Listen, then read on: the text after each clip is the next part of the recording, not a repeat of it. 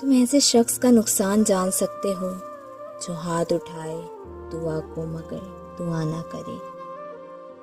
جب بھی محسوس کرتی ہوں تھکی ہوئی ہوں اس دنیا سے، میری واحد خواہش کہ میں اللہ کے پاس جانا چاہتی ہوں۔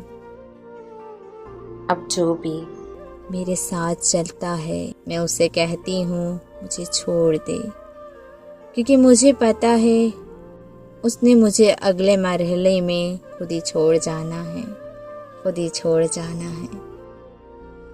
جس کی وجہ سے آپ مرجھا جائیں وہ آپ کی محبت کا مستحق کبھی نہیں ہو سکتا، کبھی نہیں ہو سکتا۔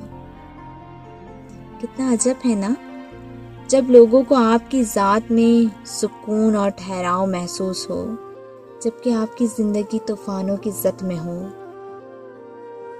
کاجل تو کوئی اس میں بچا کر نہ رکھ سکا، تمہاری آنکھوں کے خوابوں کی خیر ہو، خیر ہو۔